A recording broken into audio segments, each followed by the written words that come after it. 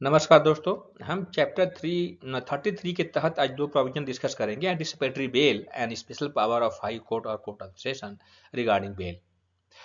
439 बात करते हैं पहले एंटिसिपेटरी बेल की। 438 का प्रोविजन लॉ कमीशन के रिकमेंडेशन पे रखा गया था। लॉ कमीशन ने कहा था कि एंटिसिपेटरी बेल की आवश्यकता इसलिए पड़ती है क्योंकि समाज में जो प्रभावशाली लोग हैं वो अपने दुश्मनों का, अपने विरोधियों को अपमानित करने के आशय से उन्हें झूठे मामले में फंसाते हैं, फिर उन्हें जेल में डालने का प्रयास करते हैं वो। तो इससे ये है कि एक व्यक्ति जो न तो फरार हो रहा है, न तो उसके फरार होने की संभावना है, तो क्यों हम उसे पहले अरेस्ट करें, उसे जेल में कुछ दिन रखें, फिर वो बेल के लिए अप्लाई करे और वो बेल पे छूटे। इससे उसकी ख्याति को जो इरिपरेबल लॉस होगा, अपूरणीय क्षति होगी, उसकी भरपाई फिर कभी नहीं हो पाएगी यदि बाद में ये पाया जाता है कि वो इनोसेंट था, उसे झूठे मामले में फंसाया गया था। इसलिए हम एक ऐसा प्रोविजन करें कि जी कोर्ट को लगता है प्राइमा फेसाई कि ये व्यक्ति इनोसेंट है, हो सकता है, तो उसे अरेस्ट होने से पहले ही उसे बेल पे छोड़ दिया जाए। इसलिए 438 का प्रोविजन यहाँ पर रखा गया है। तो 438 के प्रोविजन जो है वो केवल नॉन बेलेबल मामले में एप्लीकेबल है, क्योंकि बेलेबल मामले में तो व्यक्ति को बेल पाने के राइट हैं, उसमें कोर्ट उनको बेल देने से रोक नहीं सकती है। जब ये 1973 में प्रोविजन बना था तो स्टेट ऑफ उत्तर प्रदेश में 1976 में इस प्रोविजन को ओमिट कर दिया गया, लेकिन फिर बाद में योगी सरकार आए और फिर जो है वहां उत्तर प्रदेश में लागू हो गया है। State of Andhra Pradesh versus Vimal Krishna Kundu का केस है, जिसमें सुप्रीम कोर्ट ने कहा था कि एंटीसिपेटरी बेल के प्रोविजन 438 के प्रोविजन सभी नॉन बेलेबल मैटर में एप्लीकेबल है, चाहे वो उसमें इम्प्रिजनमेंट 1 ईयर का हो, चाहे इम्प्रिजनमेंट 10 ईयर का हो, चाहे लाइफ इम्प्रिजन का हो, चाहे डेथ पेनल्टीज का हो। नॉन बेलेबल मैटर है तो वो एंटीसिपेटरी बेल के लिए अप्लाई कर सकता है। और ये कोई आवश्यक नहीं है कि that offence is exclusively tribal bye session code only. यदि वो नॉन बेलेबल ऑफेंस है तो चाहे जिस मजिस्ट्रेट के द्वारा ट्रायबल हो, चाहे हाई कोर्ट द्वारा ट्रायबल हो, बट वो उसमें 438 एप्लीकेबल होगा और पर्सन एंटिसिपेटरी बेल के लिए अप्लाई कर सकता है। तो अब हम प्रोविजन को डिस्कस करेंगे। 438 सब क्लॉज 1 कह रहा है direction by court for bail. So when any person is having the reason to believe that he may be arrested on an accusation of having committed a non-bailable offense, that apprehension is must be there. That any person is having the reasonable doubt that he may be arrested in a non-bailable offense, then he may apply to the High Court or the Court of Session for the direction under this provision. And the court may, if think fit, direct that in the event of such arrest, he shall be released on bail. That means anticipatory bail is not a bail in real sense. That may be applicable after making an arrest. When the person got arrested, then the direction of the High Court come to inexistence, and the person who is making the arrest, he will release that person on bail. So this is only a direction to grant the bail, not this is the bail in actual sense. तो anticipatory bell का provision यही है कि arrest होने के बाद ही वो applicable होगा। एक डायरेक्शन आता है कोर्ट से, या तो हाई कोर्ट का या कोर्ट ऑफ सेशन का, जो है जैसे ही इसे आप अरेस्ट करने जाएंगे उसे बेल पे छोड़ देंगे। तो इसका मतलब है कि ये बेल भी अरेस्ट होने के बाद ही एप्लीकेबल होगा, उससे पहले एप्लीकेबल नहीं होगा। तो जहां पर किसी व्यक्ति को ये आशंका है कि वो किसी नॉन बेलेबल ऑफेंस में अरेस्ट होने जा रहा है, तब वो हाई कोर्ट में या कोर्ट ऑफ सेशन में अप्लाई कर सकता है कि उसे जो है अरेस्ट होने पर कोर्ट डायरेक्शन दे कि अरेस्ट होने पर उसे छोड़ दिया जाए। तब कोर्ट ऐसा डायरेक्शन दे सकती है कि जैसे ही आप उसे अरेस्ट करते हैं उसे बेल पे छोड़ देंगे। इसके बाद कुछ प्रोविजंस इसमें ऐड किए गए हैं। कोर्ट को कुछ कहा गया है, गाइडलाइन दी गई है कि ऐसा डायरेक्शन देने से पहले कुछ पॉइंट पर कोर्ट कंसीडर करे। क्या है? Before giving direction the court में कंसिडरेशन द फॉलोइंग फैक्टर्स। क्या है? First, the nature and gravity of the accusation. उस पर किस तरीके का आरोप लगाया गया है, किस मामले में उसे गिरफ्तार होने की आशंका है, उस मामले की ग्रेविटी क्या है, उसका नेचर क्या है। यदि वो ऑफेंस अगेंस्ट द स्टेट है, ऑफेंस अगेंस्ट द वीमेन है, तो क्या उसे उस मामले में एंटीसिपेटरी बेल दी जा सकती है? क्योंकि अभी कुछ ऐसे प्रोविजंस ऐड कर दिए गए हैं जिसमें एंटीसिपेटरी बेल अब अप्लाई नहीं हो सकता है। उसके अलावा कोर्ट को भी लगता है कि प्रिमा फेसाई लग रहा है कि इसी ने ही ऑफेंस किया है, तब भी वो डायरेक्शन नहीं देगी कि बेल पे छोड़ा जाए। उसके बाद कह रहा है the antecedent of the applicant including the fact as to whether he has previously undergone imprisonment और convicted by a court in respect of any cognizable offence.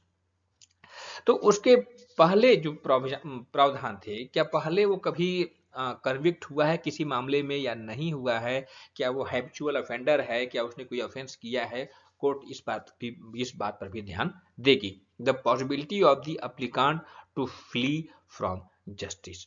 तो न्याय कुछ भी हो, डायरेक्शन देने से पहले कोर्ट जस्टिस को अपने माइंड में रखेगी कि वास्तव में जस्टिस क्या होगा, जो विक्टिम है उसके पास जस्टिस होगा कि नहीं होगा, या जो एक्यूज्ड है या एप्रीहेंडेड पर्सन है उसके पास जस्टिस होगा या नहीं होगा, यदि वो अरेस्ट हो जाता है या अरेस्ट होने के बाद उसे बेल पर छोड़ने का मैं डायरेक्शन यहाँ से इशू कर देता हूँ।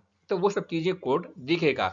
उसके बाद जो है where the accusation has been made with the object of injuring or humiliating the applicant by having him so arrested, either reject the application forthwith or issue an interim order for the interim bail। तो तमाम चीजें हैं, पहले कोई ऐसा order वगैरह है जिसको रिजेक्ट किया गया था या नहीं किया गया था, इस ढंग से जो है, और नेचर वगैरह जो केस के हैं उन सबको ध्यान में देखते हुए ही कोर्ट डायरेक्शन इशू करेगा। Then after where the High Court or the Court of Session has not passed any interim order or rejected the application for grant of anticipatory bail, तो what would be the right of the person? क्योंकि once the person has approached to the High Court or the Court of Session for the anticipatory bail and the same was not accepted by the court, तो what would be the right to have that person? तो it shall be open to an officer in charge of a police station to arrest. First of all तो ये कहा गया है कि अब उस व्यक्ति को पुलिस ऑफिसर कभी भी अरेस्ट कर सकता है without warrant and the applicant on the basis of the accusation apprehended in such application. तो अब पुलिस ऑफिसर फ्री हो जाता है क्योंकि उसकी एप्लीकेशन एंटीसिपेटरी बेल रिजेक्ट हो गई है, एक्सेप्ट नहीं हुई है, तो अब वो अरेस्ट किया जा सकता है। उसके बाद उस व्यक्ति के पास क्या राइट हैं? उस व्यक्ति के पास जो राइट हैं वो सुप्रीम कोर्ट ने रूल्स बनाए हैं, उसके अकॉर्डिंगली उसके पास राइट है। वो हम आगे डिस्कस करेंगे क्योंकि वो सुप्रीम कोर्ट में अब अपील में भी जा सकता है। तो आगे where the court grant anticipatory bail, अगर कोर्ट ने उसके एंटीसिपेटरी बेल को ग्रांट कर लिया है तब उसके कॉन्सिक्वेंसेस क्या होंगे? तो it shall forthwith cause a notice being not less than 7 days notice together with a copy of such order to be served on a public prosecutor and the superintendent of the police. That direction must be informed to the public prosecutor and superintendent of the police, that in particular case I have issued a direction that that person should be released on bail, and with a view to give the public prosecutor a reasonable opportunity of being heard when the application shall be finally heard by the court।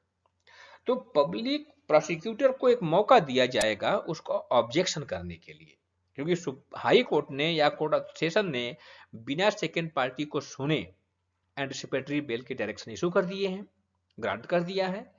तो अब public prosecutor को सुनवाई का मौका दिया जाएगा। तो उस मामले में फिर एक डेट लगेगी और उस डेट लगने के बाद जो है कम से कम 7 days की नोटिस वहां पे कहा गया है दी जाएगी और उसके बाद उसे सुना जाएगा। उसके सुनने के बाद कोर्ट अपने डायरेक्शन को कैंसिल भी कर सकती है या उसे फाइनल भी कर सकती है। उसके बाद कहा गया है कि at the time of final hearing, उस समय जब आपका पीपी भी आ जाएगा और ये एक्यूज तो रहेगा ही जो एप्लीकांट था, तब वहां पर जो विक्टिम है, presence of the applicant shall be obligatory at the time of final hearing. तो जिस पर्सन के फेवर में डायरेक्शन इशू हुआ है, जिसका एंटिसिपेटरी बिल ग्रांट हुआ है, दिस इज द एप्लीकांट, वो तो वहां पर रहेगा रहेगा, लेकिन पब्लिक प्रोसिक्यूटर जो कि विक्टिम को रिप्रेजेंट करता है वो भी वहां पर रहेगा। उसके बाद जो है कोर्ट जो है अब जो करना होगा कोर्ट को वो कंटिन्यू करेगी। उसके डायरेक्शन कोर्ट अपने रद्द भी कर सकती है या उसको मेंटेन भी कर सकती है। उसके बाद कहा गया कि कंडीशन में बी इम्पोज्ड बाय कोर्ट।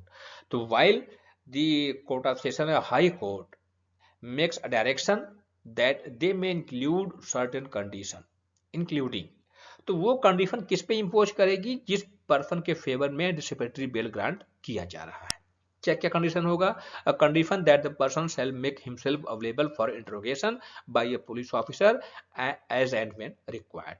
तो when the police officer call them or ask any question, that person will assist to the police officer while the during the investigation.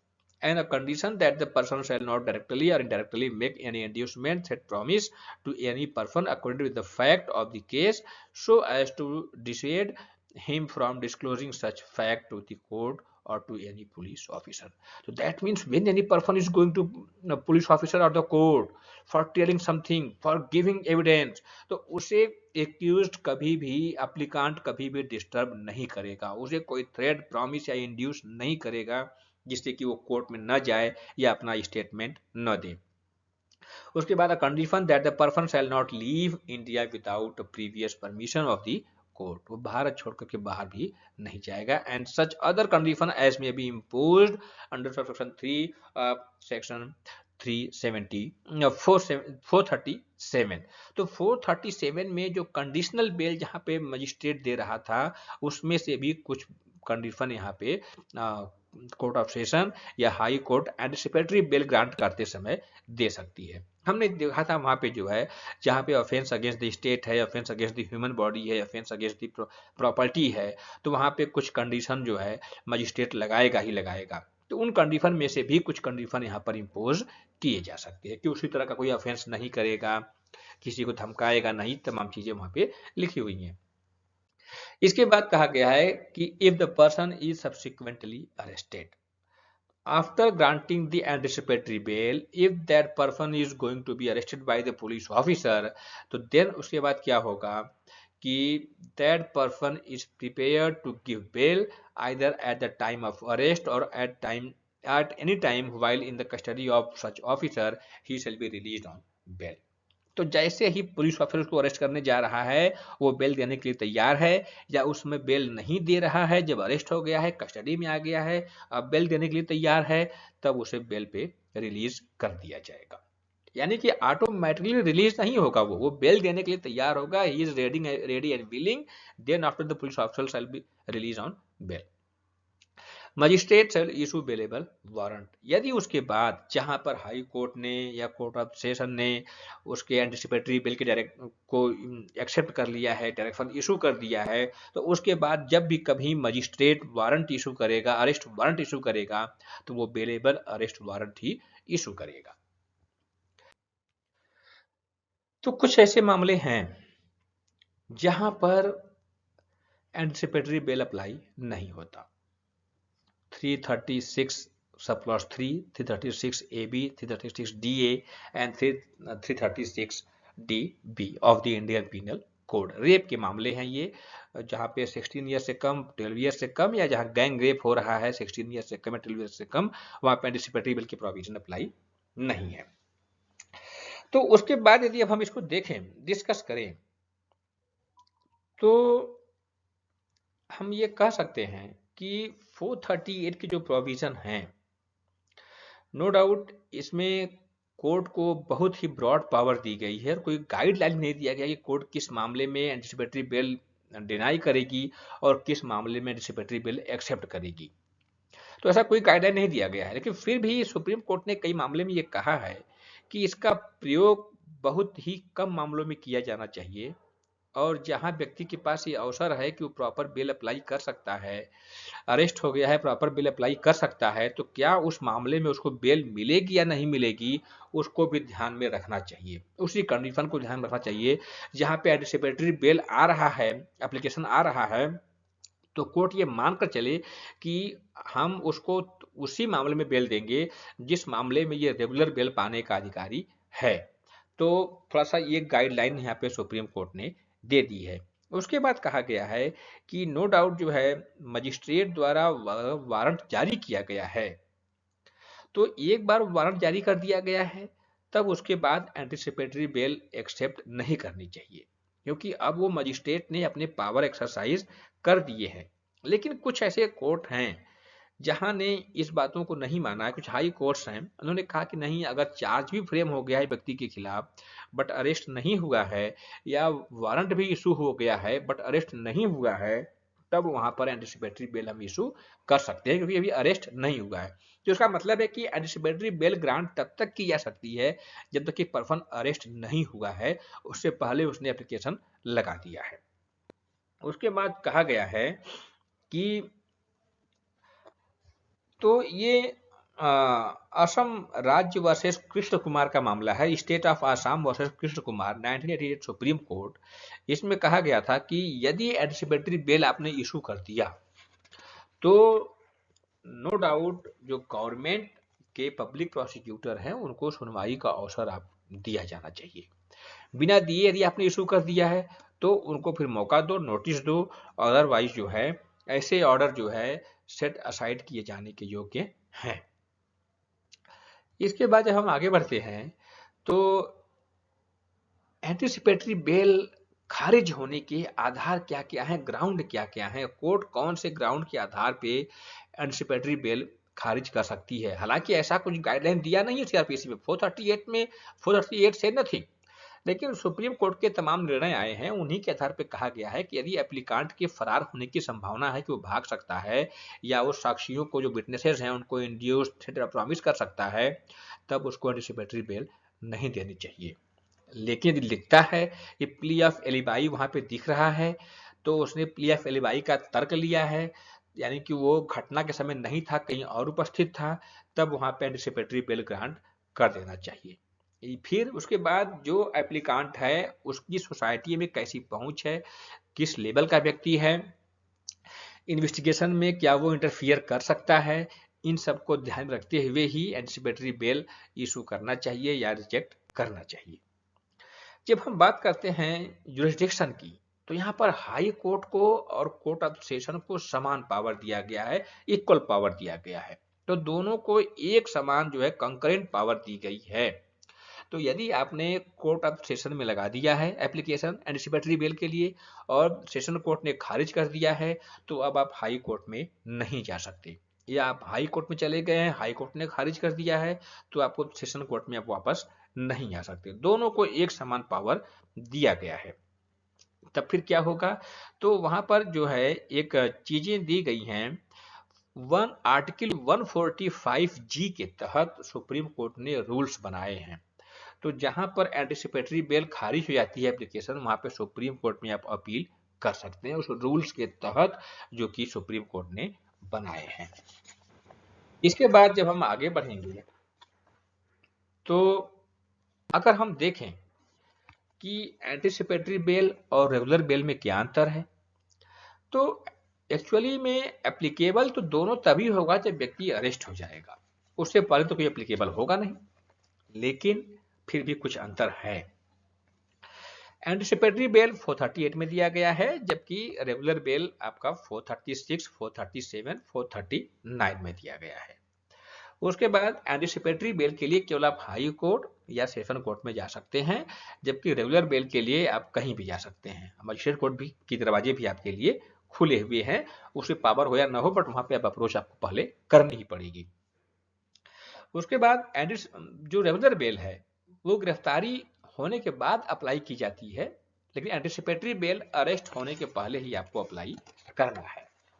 इसके बाद कहा गया है कि रेगुलर बेल यदि कोर्ट ने रिजेक्ट कर दिया है तो उसके खिलाफ कोई अपील नहीं होगी। लेकिन रिवीजन हो सकता है, अपर कोर्ट में आप रिवीजन के लिए जा सकते हैं। लेकिन एंटीसिपेटरी बेल के मामले में जहां कोर्ट ने एक्सेप्ट नहीं किया है, रिजेक्ट कर दिया है, वहां पे आर्टिकल 145(1)(g के तहत सुप्रीम कोर्ट ने कुछ रूल्स बनाए हैं, उसमें आप अपील कर सकते हैं। इसके बाद जब हम आगे बढ़ेंगे तो अब हमारा आता है special power of high court और court of session regarding bail. तो ये एक रेगुलर बेल है, लेकिन उस मामले में है जहां पे मजिस्ट्रेट को पावर नहीं दी गई है। हालांकि हाई कोर्ट और कोर्ट ऑफ सेशन के लिए कोई लिमिटेशंस नहीं है, वो हर एक मामले में बेल दे सकती हैं। लेकिन जिस मामले में मजिस्ट्रेट बेल नहीं दे पाता है, वही मामले यहाँ पर आते हैं और तब फिर इनमें लोग बेल लगाते हैं। हमने बताया था कि एक ऐसा मामला जिसमें लाइफ इम्प्रिजनमेंट या डेथ पेनल्टीज हो, वहां पे मजिस्ट्रेट बेल नहीं दे सकता। या एक ऐसा मामला है जो नॉन बेलेबल हो और कॉग्निजेबल हो, पर्सन 2 बार पहले ही पनिश हो चुका हो, एक ऐसे मामले में जो 3 साल से 7 साल के बीच का कारावास का रहा हो, तो वहां पर भी मजिस्ट्रेट कोर्ट बेल नहीं दे सकता। या एक ऐसा मामला हो जो कि नॉन बेलेबल हो और कॉग्निजेबल हो और एक्यूज पहले एक बार दोषी हो चुका हो, एक ऐसे मामले में जो 7 ईयर या मोर देन 7 ईयर से पनिशेबल हो, तो उसमें भी मजिस्ट्रेट बेल नहीं देगा, जनरली नहीं देगा। तो वो सभी मामले यहाँ पे आते हैं हाई कोर्ट में या कोर्ट ऑफ सेशन में 439 के तहत। यहाँ भी दोनों को समान पावर दिया गया है। तो जब वो मामले आ जाएंगे तब हाई कोर्ट और कोर्ट ऑफ सेशन जो है डायरेक्शन इशू कर सकता है that any person accused of an offence and in custody be released on bail. तो कोई भी मामला हो, किसी भी ऑफेंस का मामला हो, चाहे बेलेबल हो, नॉन बेलेबल हो, कॉग्निजेबल हो, नॉन कॉग्निजेबल हो, उसे अब कस्टडी में है तो उसे बेल पे रिलीज कर दिया जाए। And if the offence is of the nature specified in 437 subclause 3 may impose any condition which is considered necessary for the purpose mentioned in subsection that subsections। तो यानी कि 437 यानी offense against the state, offense against the human body and offense against the property यदि है तो उसमें जो है कंडीशनल बेल देगा और कंडीशन इम्पोज करेगा। या पहले से मजिस्ट्रेट ने कोई कंडीशन इम्पोज किया है तो उसको मॉडिफाइड भी कर सकता है या उसको कुछ कैंसिल भी कर सकता है। तो इसको ये भी पावर दी गई है। उसके बाद कहा गया है कि जहां पे हाई कोर्ट या सेशन कोर्ट में बेल एप्लीकेशन लगी है तो बेल देने से पहले before granting bail to the person who is accused of an offence which is triable exclusively by court of session और which though not so triable is punishable with imprisonment for life. दो मामले ऐसे हैं, एक ऐसा मामला है जो कि सेशन ट्रायल है और दूसरा मामला ऐसा है कि सेशन ट्रायल नहीं है फिर भी उसमें इम्प्रिजनमेंट है, लाइफ इम्प्रिजनमेंट है। तब ये दो मामले में पब्लिक प्रोसिक्यूटर को नोटिस देंगे और बिना उसे सुने या बेल ग्रांट नहीं करेंगे। तो जितने भी सेशन ट्राइबल हैं उन सब में और ऐसे सभी मामले जिसमें आजीवन कारावास एक सजा के रूप में है तो उसमें पब्लिक प्रोसिक्यूटर को सुनने के बाद ही आप बेल देंगे। लेकिन कभी भी लगता है कि हम पब्लिक प्रोसिक्यूटर को सुनने में देर हो जाएगी या अभी अब जो है एप्लीकेबल नहीं है, प्रैक्टिकेबल नहीं कि हम उसे सुन पाए, तब वो रीजन रिकॉर्ड करके कोर्ट ऑफ सेशन बेल दे सकता है, लेकिन बाद में फिर सुनेगा ही।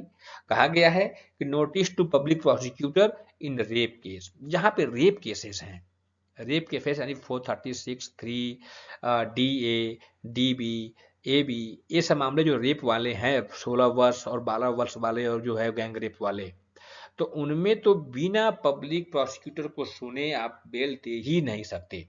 और सभी मामले में एक दिया गया था कि प्रैक्टिकेबल नहीं है तो बिना सुने बेल दे सकते हैं, बट इस मामले में नहीं। इस मामले में 15 डेज की नोटिस आपको पब्लिक प्रोसिक्यूटर को देनी ही पड़ेगी। और उसके बाद कहा गया कि यहाँ पे विक्टिम है वो विक्टिम भी वहां पे अपीयर रहेगा या उसके बिहाफ पे कोई रहेगा वो अपीयर रहेगा, वो भी अपनी बात कहेगा। तो इन सबको सुनने के बाद यानी विक्टिम ना हो तो इन्फॉर्मेंट जिसने एफआईआर लिखवाई थी या उसका कोई रिप्रेजेंटेटिव रहेगा वो वहां पे अपीयर रहेगा ताकि वो बेल का अपोज कर सके यदि उसे करना हो तो उसको सुनने के बाद ही इन मामले में बेल दी जाएगी, अदरवाइज नहीं दी जाएगी। इसके बाद फर्दर ऑर्डर टू अरेस्ट, तो हाई कोर्ट और कोर्ट ऑफ सेशन यदि किसी का बेल ग्रांट कर दिया है या किसी मजिस्ट्रेट ने बेल ग्रांट कर दिया है तो इनके पास पावर है कि वो बेल को कैंसिल कर दें और उस व्यक्ति को अरेस्ट होने की ऑर्डर दे सकें और उसे कस्टडी में वो भेज दें। इतनी पावर इनके पास यहाँ पर दिए गए हैं। तो आज के लिए इतना ही। बहुत बहुत धन्यवाद। मेरे साथ बने रहिए, आगे हम कुछ और डिस्कस करेंगे।